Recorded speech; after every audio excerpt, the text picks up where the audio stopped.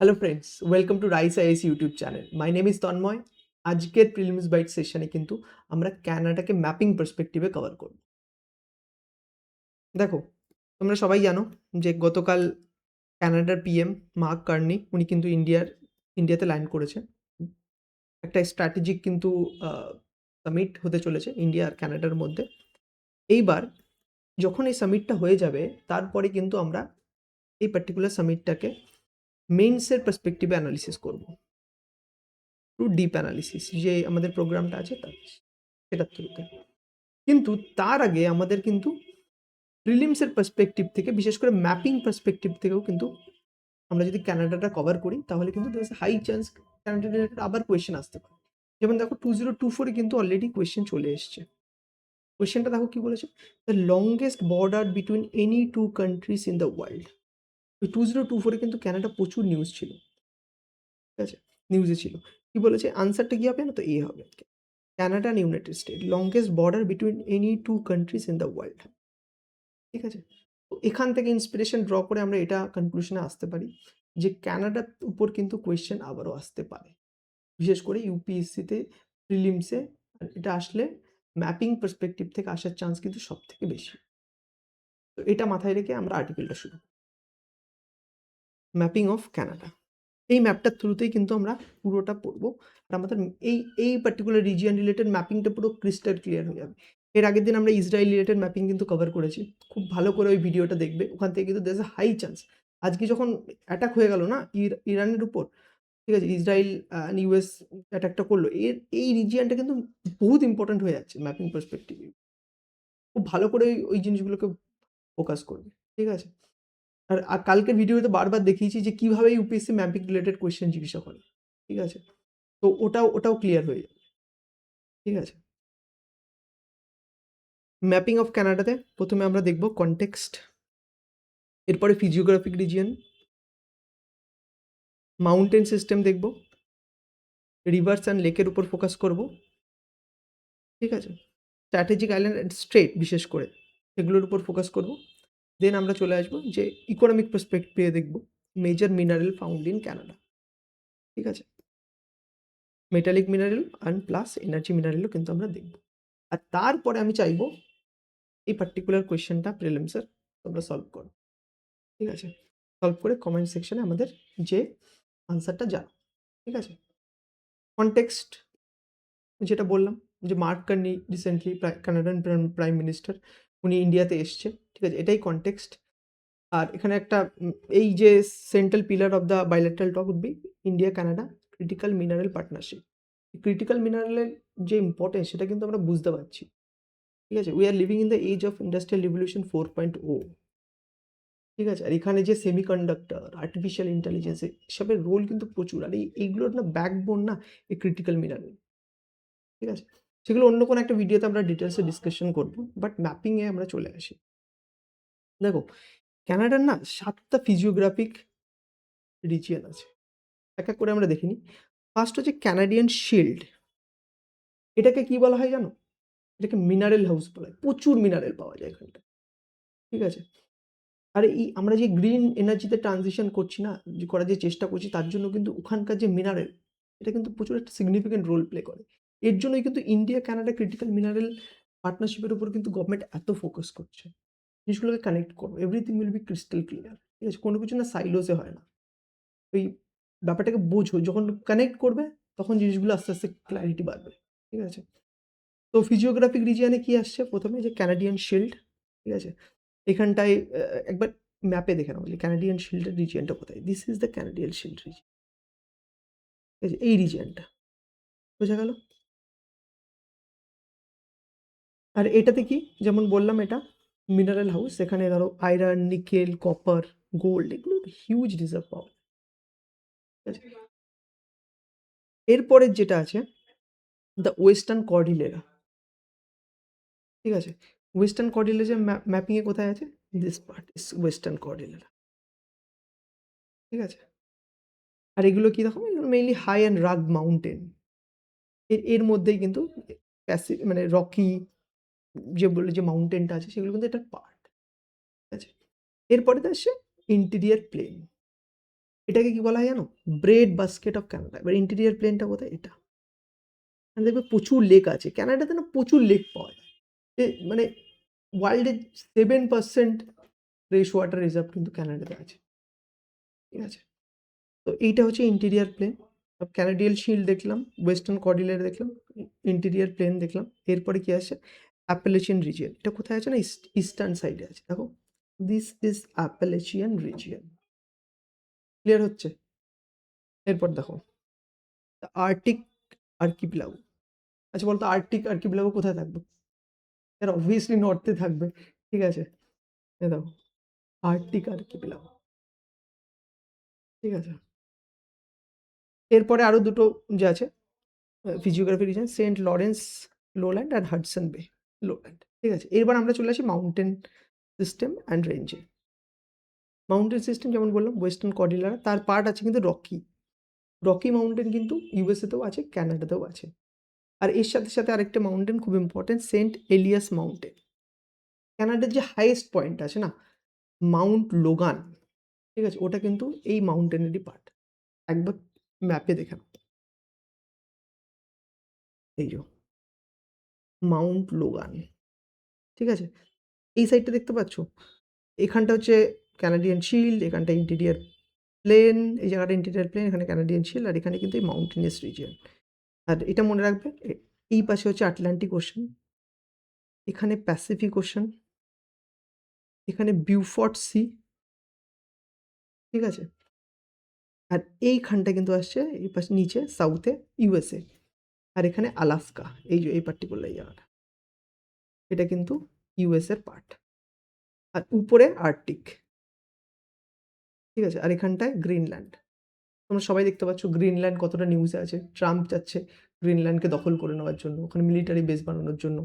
ঠিক আছে? তো এটাও মানে গ্রিনল্যান্ড নিয়েও কিন্তু আমরা প্রিলিমস ব্যাচ কভার করেছি, ওটা দেখে নেবে। ঠিক আছে? গ্রিনল্যান্ড নিয়ে কিন্তু দেয়ার্স আ হাই চান্স এই রিজিয়নটা রিলেটেড কিন্তু কোয়েশ্চেন কিন্তু ইউপিএসসি প্রিলিমসে জিজ্ঞাসা করবে। খুব ভালো করে প্রিপেয়ার করবে। ঠিক আছে? এরপর কি আসছে? ইস্টার্ন সাইডে কি আছে? The Torngat mountain and Appalachian mountain. এটা খুব ইম্পর্টেন্ট একটা মাউন্টেন সিস্টেম। একবার দেখে নাও লোকেশনটা।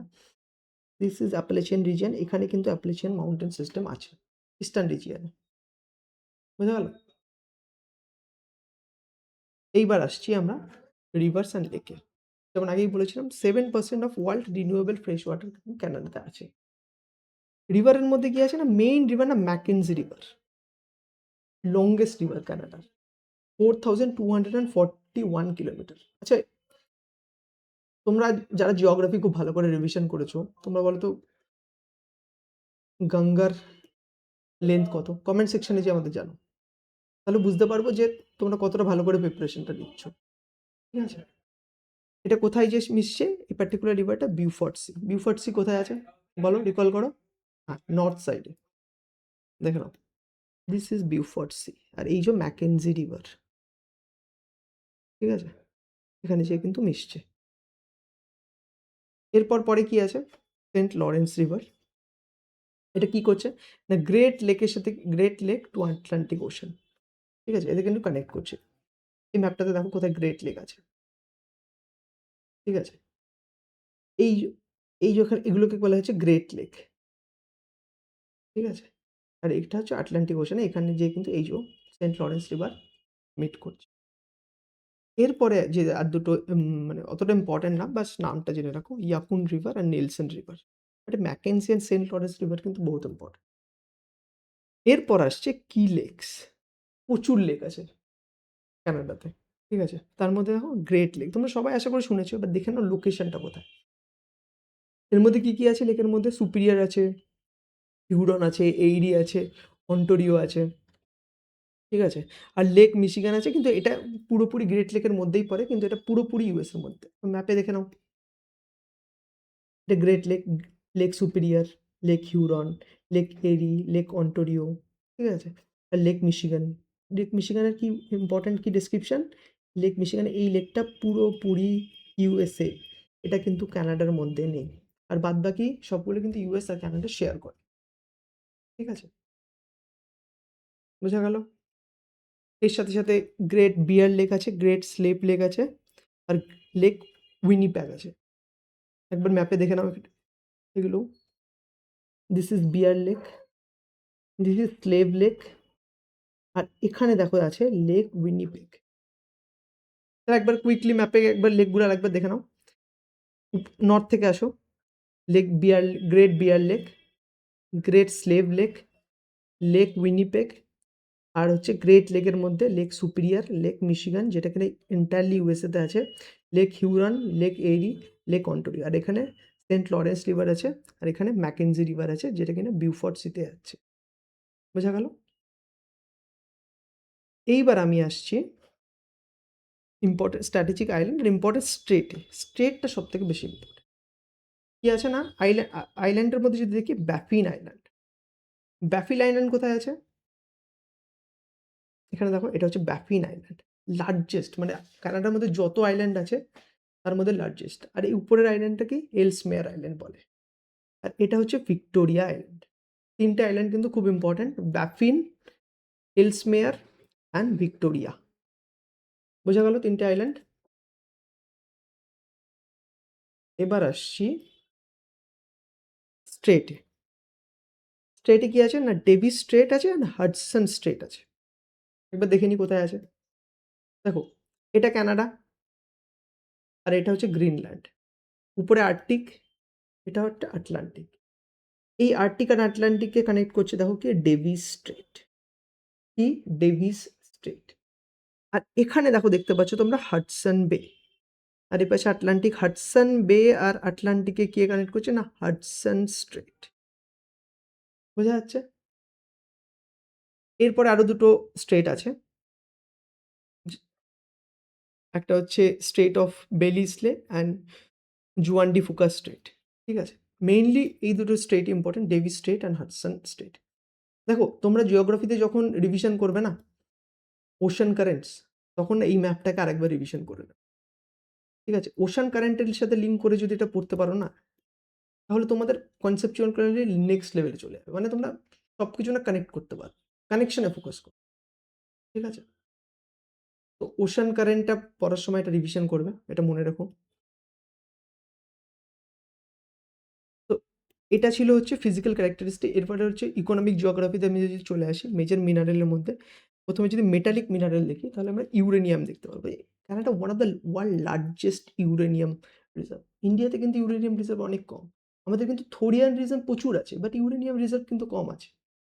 ঠিক আছে, তার জন্য কিন্তু আমরা আমাদের নিউক্লিয়ার থোরিয়াম রিজার্ভের জন্যই কিন্তু আমাদের 3 স্টেজ নিউক্লিয়ার প্রোগ্রাম। ঠিক আছে, একটু ডিফারেন্ট অন্যান্য কান্ট্রি থেকে। ঠিক আছে, কানেক্ট করো সায়েন্স অ্যান্ড টেকনোলজির সাথে এই ইউরেনিয়াম রিজার্ভটাকে কানেক্ট করে দিই, এভাবেই কিন্তু পড়তেও মজা লাগবে। ঠিক আছে, এরপরে নিকেল আছে। ঠিক আছে, তো কানাডার লিডিং প্রডিউসার অফ নিকেল। এরপরে যেটা দেখো সেটা মন দিয়ে দেখো, পটাশ। এখানে দেখো কি বলেছে, Canada is the world largest producer of potash. এবার তোমাদের একটা জিনিস দেখাচ্ছি, দেখো ইউপিএসসি 2023-তে কেমন কোয়েশ্চেন জিজ্ঞাসা করেছে। অ্যাবাউট দ্য 3/4, একটু জুম করে নিয়ে দাঁড়াও, about the 3/4 of world cobalt, a metal required for the manufacture of batteries for electric motor vehicle is produced by কোন কান্ট্রি? ঠিক আছে, ক্রিটিক্যাল মিনারেল বা ক্রিটিক্যাল মিনারেলের উপর কিন্তু ইউপিএসসি বারবার কোয়েশ্চেন জিজ্ঞাসা করেছে, তো এবার পটাশের উপরে জিজ্ঞাসা করতে পারে যেহেতু কানাডা নিউজে আছে, এই সেম ফরম্যাটে। এর আনসারটা হবে কি, জানো কেউ? জানলে কমেন্ট সেকশনে লেখো। ঠিক আছে, এখানে কমেন্ট সেকশনে লেখার সময় এখানে এই কোয়েশ্চেনের এই মার্কটা দিয়ে দাও যে 7 7 দিয়ে তারপরে আনসারটা লিখে দাও। হ্যাঁ, আনসারটা হচ্ছে ডেমোক্রেটিক রিপাবলিক অফ কঙ্গো। এই কঙ্গোর উপর কিন্তু ইউপিএসসি আবার নেক্সট ইয়ের উপর নেক্সট বছর জিজ্ঞাসা করছে কোয়েশ্চেন। তো এইভাবে কিন্তু ইউপিএসসি কিন্তু অপশান থেকেও কিন্তু কোয়েশ্চেন ক্রিয়েট করে। আমরা কিছুদিন পরে যখন পিওয়াইকিউ অ্যানালিসিস নেবো তোমাদের সাথে, এগুলোকে কিন্তু ডিকোড করবো। ঠিক আছে, এরপর কি আছে না, পটাশটা জানতে পারলে Canada world largest producer of potash. ঠিক আছে, আর ইন্ডিয়াতে কিন্তু ইন্ডিয়ার জন্য কিন্তু পটাশের ইম্পোর্ট কিন্তু প্রচুর ইম্পর্ট্যান্ট ইন্ডিয়ার এগ্রিকালচারের জন্য। আমাদের সয়েলে কিন্তু পটাশের ডেফিসিয়েন্ট দেখা যায়। ঠিক আছে, তো এরপরে আসছে আয়রন ওর।